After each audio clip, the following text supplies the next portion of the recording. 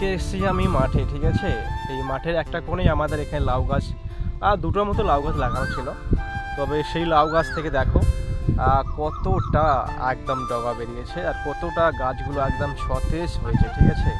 তো আমি দেখাবো, দেখো দুটো লাউ রয়েছে, ঠিক আছে। তো আজকে আমি নিয়ে গিয়ে মাকে দেবো, আজকে মানে তরকারি বানানো হবে, ঠিক আছে। কোথায় গেল রে? এই যে দেখো, দেখো এখানে একটা রয়েছে, ঠিক আছে, আর একটা এখানে রয়েছে। এই যে এটা একটা ছোট, ঠিক আছে, আর এটা বড়। তো ভাবছি যে এত বড় তুলবো,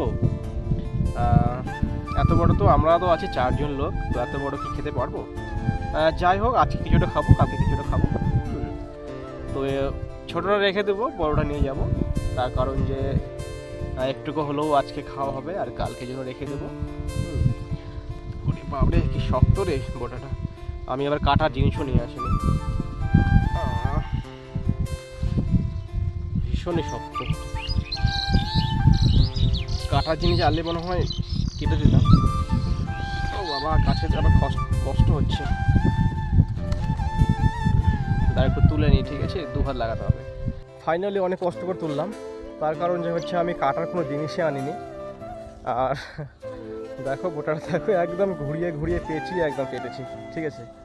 তো এটা বাড়িতে নিয়ে যাই, তারপরে রান্না হবে। তো ঠিক আছে, আজকের মতো চলো টাটা, দেখা হচ্ছে পরের ভিডিও। ততক্ষণ ধরে ভালো থেকে সুস্থ থাকবে।